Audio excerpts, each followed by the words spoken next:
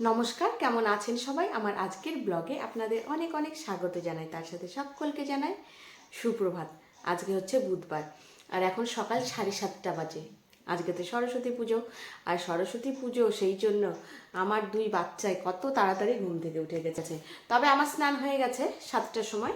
আর আমাদের ঠাকুর যেহেতু পুজো করতে আসবে বাড়িতে 9টার সময়, সেই জন্য এদেরকে ভাবছি একটু দেরিতে স্নান করতে পাঠাবো, একটু দেরিতে পাঠাই স্নান করতে। কালকেই ঠাকুর নিয়ে এসছে। আর হচ্ছে তারাও কথা বলি অন্য দিন হলে কিন্তু এত তাড়াতাড়ি ঘুম থেকে উঠতো না। আজকে যেহেতু সরস্বতী পুজো, ওই কারণে ঘুম থেকে উঠে গেছে তাড়াতাড়ি। এই যে আজকে কি পুজো? সরস্বতী পুজো। আমরাও কিন্তু ছোটবেলায় এমনি করেছি, তাই না? সরস্বতী পুজো যেই দিন, সেই দিন তো তার আগের দিন রাত্রিবেলায় ঘুমাইনি, এক্সাইটেড কখন উঠবো, কি করব না করব। সেই ও বাবা কি করছি তা আমার মাথা যা। এখনই চান করিস না, একটু পরে কর। কে বললো চান করবো? আমি গিয়ে বইগুলো গুছাই দেওয়ার জন্য। ও ঠাকুরের সামনে? হ্যাঁ। ও যাও তাহলে যাও, বইগুলো গুছিয়ে রাখো, স্নান করে তারপরে ঠাকুরের সামনে দেবে। এগুলো বাসি জামা কাপড়, এগুলো পরে ঠাকুরের কাছে একদম যাওয়া যাবে না। স্নান করে ভালো জামা কাপড় পরো, তারপরে কাঁচা জামা কাপড় পরে সেগুলো ঠাকুরের সামনে দাও।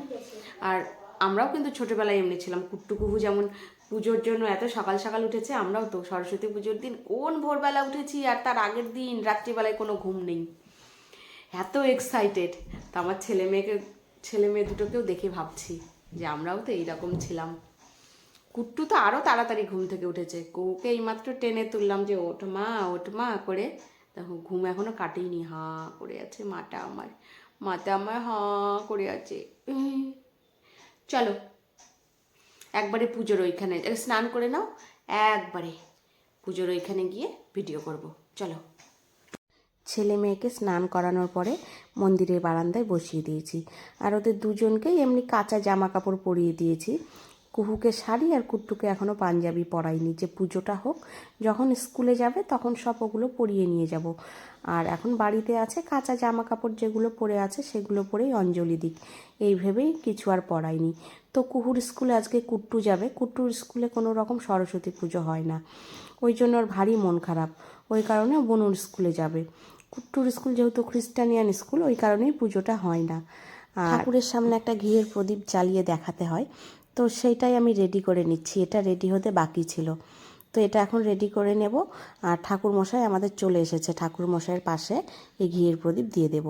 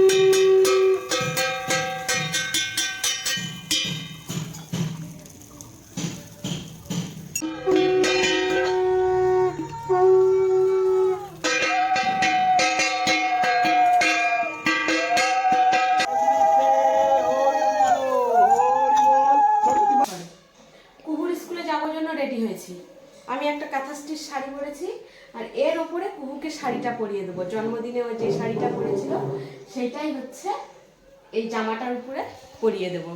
আর কুট্টুও যাবে আমাদের সাথে, কুট্টুও ওর বোনুর স্কুলে যাবে। তো আমরা রেডি হচ্ছি, 12:30 বাজে এখন। কখন রেডি হয়ে শেষ মানে কমপ্লিট হবে জানি না, কখন রেডি হতে পারবো। এই যে দেখুন শাড়ি নিয়ে চলে এসছে। বিছানার অবস্থা খুব খারাপ, এমনি অগোছালো হয়ে আছে। বিছানাটি গোছানো আছে, তবে জামা কাপড় সমস্ত জিনিসটা অগোছালো হয়ে আছে। রেডি হয়ে যাচ্ছে, খুব সুন্দর লাগছে। এরপরে শাড়িটা পরিয়ে দেব। আমি কিন্তু অর্ধেক সেজেছি, এখনো হয়নি পুরোটা সাজা। হয়েছে? রেডি? হাত ধরো। আমি আর কুহু রেডি। সোয়েটার পরিনি, তবে বাইরে ঠান্ডা লাগবে কিনা বুঝতে পারছি না। মেঘলা মেঘলা ওয়েদার, আবার হচ্ছে বৃষ্টিও হচ্ছে হালকা হালকা ফোঁটা ফোঁটা। হচ্ছে না।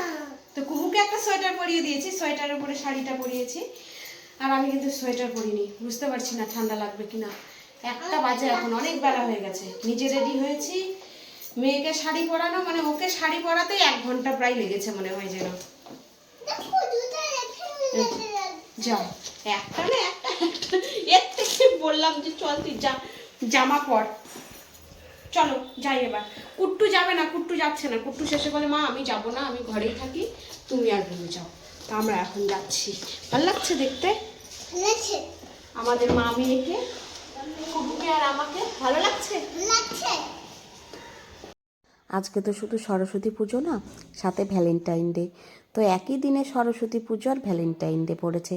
তো আমরা আগে কি বলতাম যে বাঙালির সরস্বতী পুজোটাই ভ্যালেন্টাইন ডে। তোমার বোঝো কাণ্ড, নাও একই দিনে ভ্যালেন্টাইন ডে আর সরস্বতী পুজো পড়েছে, কি কাণ্ড। আর কুহু আর আমি বেরিয়ে গেছি ওর স্কুলে যাব বলে, আর রাস্তায় এত জ্যাম না আজকে। আর এখানে এত বাচ্চারা দাঁড়িয়ে আছে, কারণ হচ্ছে এটা গঙ্গারামপুর গার্লস স্কুলের সামনে। আর এইদিকে কুহু আর আমি ওর স্কুলে চলে এসেছি, অনেকক্ষণ আগে পুজো হয়ে গেছে। আর খুব সুন্দর করে সাজিয়েছে, দেখুন ভীষণ সুন্দর করে সাজিয়েছে। আর তারপরে কিছুক্ষণ পরেই কুহু আর আমি খিচুড়ি খেতে বসেছি। কুহু আমাকে দেখাচ্ছে, ওই যে দেখো মা, ওই ম্যামকে আমি ভয় পাই, ভীষণ ভয় পাই, রাগী ম্যাম তাই বলছে। আর খিচুড়ি খেয়ে বাইরে এসে দেখি 2টো বাচ্চা রিলস বানাচ্ছে।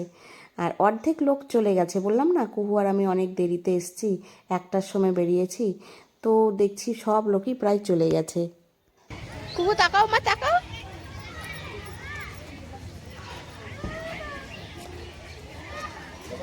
এই যে দেখেছি, এই যে দেখুন দেখুন কীরকম ধুলোর মধ্যে গেছে। এই ঠিক ধুলোটাতে ও রোজ যাবেই। এই যে 2 সাইডে ভালো রাস্তা আছে, এখানে যাবে, ওই দিক দিয়ে যাবে না, ঠিক এই ধুলোটার মাঝখানে দিয়ে ও যাবে। আবার তুমি ধুলো খুঁজছো? যখনই ভিডিও করি তুমি শুধু আমাকে নড়িয়ে দাও, ক্যামেরা নড়িয়ে দাও, ক্যামেরা নড়িয়ে দাও। ভিডিওগুলো শুধু কাঁপে, যে দেখুন কিভাবে নড়ায় আমাকে। এই যে নড়ছে, কিন্তু নড়ছে, ক্যামেরা নড়ছে, নড়াবে না। থামো, স্টপ স্টপ।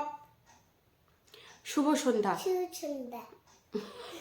কথা বলতে দেয় না গো, কথা বলতে দেয় না, কথা বলতে দেয় না গো, আমাকে ভিডিও করতে দেয় না গো।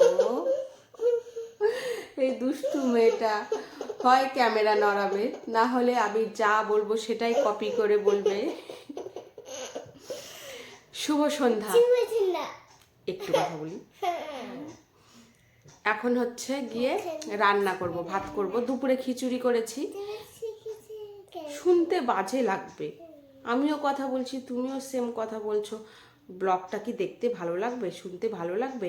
কেউ শুনবে না, বলবে পচা।